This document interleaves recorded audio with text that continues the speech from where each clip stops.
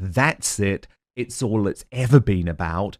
But quite astonishing that they seem to believe that this strategy is going to win over any fans. Hey everyone, welcome back to the channel. Today I've got an absolute bombshell for you, straight from Lady Colin Campbell herself. If you thought the royal feud was simmering down, think again. According to Lady C, the royal family is already prepping for a Harry and Meghan divorce. Yeah, you heard that right. But then I think there's another dimension to it. Oh, good. Go on. I think which I don't think that anybody has alighted upon it yet. If Harry hives off from Meghan and she is containable, which of course nobody has ever been able to contain her. That was one of the ways I came to write my books about them, because I was leaked information in the hope that she would become containable. But she's uncontainable. But if Harry can do a lot of solo stuff, there is the hope amongst certain people at the palace that when the marriage breaks down or breaks up, might be a better way of putting it, that Harry will have already created sufficient distance between Meghan and himself for him to be able to make a more graceful exit than if they are a duo at all times. So I think there's always been the hope. Initially, when they exited, the Queen herself, the late Queen obviously, the Queen herself gave them a year in the hope that they would come to their senses. That's what she said, and come back. Nobody envisaged that they would hive off on the path that they have done. Buckingham Palace is reportedly making sure Harry can make a clean break if or when the marriage falls apart. Is this just another wild theory, or is there real strategy behind it? Let's break it all down. So, what exactly is the royal family up to? So the door was kept open for them. Well, of course, they have poisoned the pond to such an extent, but she has poisoned it irretrievably.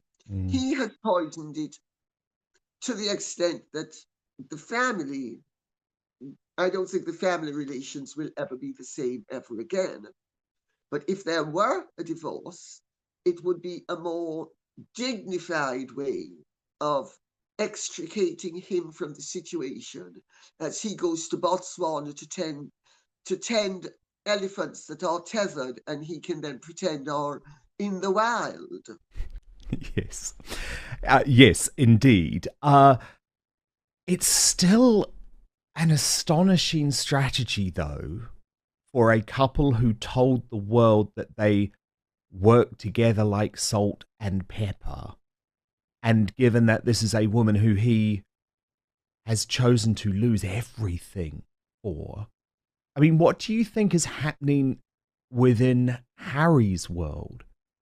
Do you think there's a dawning of a realization that actually my brother was probably right, my old friends were probably right? Or does he genuinely think that somehow she's going to become a really successful businesswoman? I think he's partly hoping that she'll become a very successful businesswoman. My understanding of Harry as a personality is he never is wrong and never admits he's wrong. According to Lady C, senior palace insiders have been quietly orchestrating Harry's gradual separation from Meghan for a while now. Encourage more solo projects for Harry, so when the inevitable happens, he can exit gracefully without being permanently tied to Meghan's brand. But he has certainly tried to crawl back into certain people's good graces, which suggests that whether he has admitted that he was wrong or not, marriages change over time, and Harry is, according to some people, perfectly happy in California and doesn't want to come back. And to other people, he is miserable in California and he wants to come back. I think if we distill the two sides, we can maybe arrive at that sometimes Harry is happy to be there, and he's certainly happy to be irresponsible and walking around stoned out of his mind and throwing stones on the beach with the dogs and riding his bike with security following him. Harry has never been a great worker. Harry has never actually, he was a good performer in that, before he married Meghan, he had the hail fellow well met cheeky chappy act down pat. But Harry was always there for the show. He rarely wasn't there for the go. And so I think to an extent, whatever happens, he's not going to ever again be a heavy-hitting royal, but it suits the royal family and it suits the British political scene to have him being less of a pariah. It doesn't matter about her, she's expendable, but he's not so easily expendable because he is royal. This explains why we've been seeing Harry alone more often, whether it's travelling to Africa or attending charity events without Meghan by his side. It's all about preparing the public for a future where Harry and Meghan are no longer a package deal. Now, let's talk about Meghan. Lady Colin didn't hold back. She called Meghan uncontainable, claiming that the royal family tried multiple times to manage her influence early on. But no matter what they did, Meghan refused to be reined in. Yeah, it was really interesting, wasn't it, this tour to Africa, because it didn't spark much attention at all. It was relatively low-key, but it was very clear that Harry thought he could use it for PR purposes and to go back to the happy-go-lucky guy he used to be. There was a very clear sort of changes in his agenda. And there was one video, I think, Lady C, that represented it best for me. And it was when he was with a group in South Africa and he attempted to replicate that moment that King Charles had with the New Zealand female rugby team. But the difference to me was that with King Charles and the rugby team, King Charles had no idea about it. It was a very genuine moment. But with Prince Harry, he prompted the moment happening himself. So I'll show you the video and then get you to react off the back. So that felt cynical to me, Lady C. What about you? Opportunistic. And Harry is married to a pastiche. And, he's become something of a pastiche himself. It's sort of, well, let's see what worked for everybody else and maybe we can get it to work for us as well. But there's a heck of a difference between something that's spontaneous and natural and something that's contrived. But Meghan is a study in contrivance. And Harry, without having been contrived, he was always a performer. From the tell-all Oprah interview to the Netflix documentary, Meghan has consistently chosen personal ambition over royal tradition. That's created serious friction with the royal family. Meghan's brand in Hollywood is reportedly tanking. No A-listers want to associate with her unless it benefits them. And her big business ventures like Spotify have flopped. Now, let's talk about Harry. Lady C's sources say Harry is miserable in California and may even be looking for a way back into the royal fold. Let's remember, he was a performer. Cheeky chappy, hail fellow well-met Harry was the facade. There was a whole other Harry that was going on.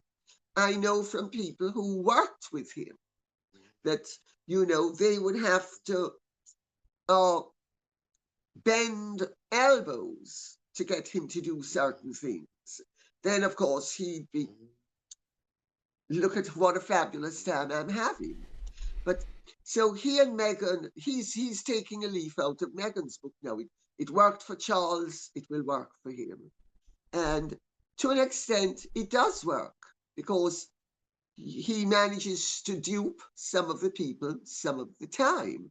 So it's effective up to a point. Yeah, I think. Yeah, I agree, but I think a lot of people have seen through it now, well and truly. I certainly have. And this is the point I'm trying to make as well. That the Queen would never have done something like that. She believed in being true and real and let things evolve naturally. Harry, by going down the pastiche route, it might work for some of the time with some of the people, but it never works for all of the people all of the time. And it furthers the disregard that people have for him. And it increases the lack of respect that people have for him. But at the same time, he's publicly doubling down on his decision to leave. Privately, though, there are signs that he's trying to repair relationships. Some say he's attempted to mend fences with William, while others claim he's realizing he made a mistake. But here's the problem. Harry has burned too many bridges. Even if he wants to return, can the royal family ever fully trust him again? One of the biggest concerns, money. And he's 40. He's 40. It was cute when he was a young lad. He's 40 now, and we know what he's like and what he's done to his family. So what's the plan now for Meghan? Are we just going to see more of these sort of awful Kim Kardashian cheap stunts? And actually, I think that's a bit of an offense to Kim Kardashian, because I saw Kim Kardashian, for example, at the White House this week, and she was very appropriately dressed. Whether you agree with her cause or not, she's fighting to free the Menendez brothers, and she is taking on, important issues while doing her celebrity stuff. So actually, it's probably quite unfair in some ways to compare Meghan to Kim Kardashian now. But the point that I'm making, is this it now? Is this it? Are we just back to celebrity, turns up drunk to events and tries to make some money by flogging crap jam? Is that it now? I think that's about it, Dan. I mean, where's she going to go from here? She is box office poison. She's toxic in Hollywood. Nobody wants to associate with her unless they can derive a benefit from it. And it's usually because they're not going to get the publicity for their minor event. And whether it's Kevin Costner or someone else, Meghan will create controversy and Harry and get them more publicity. But that doesn't mean Kevin Costner is going to cost her in Bodyguard, nor does it mean that anybody of any let me say, I had lunch day before yesterday with a friend of mine who was married to one of the top names in Hollywood. And she has a lot of friends in Santa Barbara. And she made the point. Harry and Meghan are burning through cash. The days of huge Netflix and Spotify deals are behind them, and there's growing speculation that they could run out of funds sooner rather than later. And this is why King Charles is reportedly worried. Lady C suggests that Charles fears Harry will return with a begging bowl. That nobody wants to have anything to do with Harry or Meghan. People don't like her. She is pretentious. She's uppity. She has an air of superiority, or then she's a hustler. So it's one bad thing and flip over, and it's another bad thing. And I really do not see her succeeding. I mean, well, she's succeeding to fail, but she certainly hasn't succeeded to succeed. And let's see what happens with that.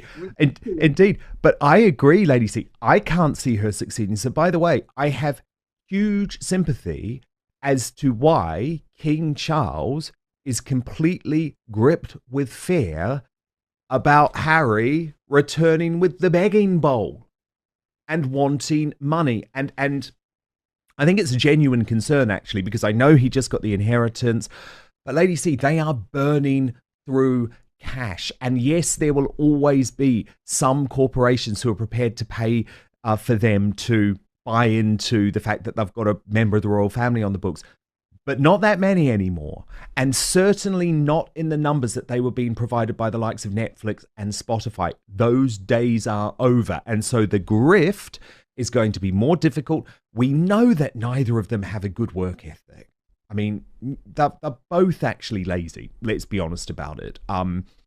And I think Charles has a reason to be worried. I could see them coming. I mean, William won't have any of it. I mean, once it's William on the throne, the idea that he would give money to Harry and Meghan is just laughable. But I can see why Charles is genuinely concerned that his youngest is going to start asking for handouts again quite soon. Asking for financial help when things go south. And let's not forget, Charles has already funded Harry's lifestyle for years. But here's the kicker. Prince William will not tolerate it. Once William is king, the idea of him handing out money to Harry and Meghan is laughable. So what happens then? So where does this all leave us? The royal family is reportedly preparing for a divorce. Meghan's Hollywood reputation is in freefall. Harry is trapped between two worlds, not fully accepted in California, but unwelcome in the UK. And King Charles, he's terrified that Harry will come running back for money. At this point, it's not a question of if, but when things will unravel. If the palace is already planning for a divorce, that means they see it as inevitable. The only question now is, how long will it take? If you enjoyed today's deep dive, don't forget to like, subscribe and turn on notifications. We've got plenty more royal drama coming your way and you don't want to miss it. Thanks for watching and I'll see you in the next video.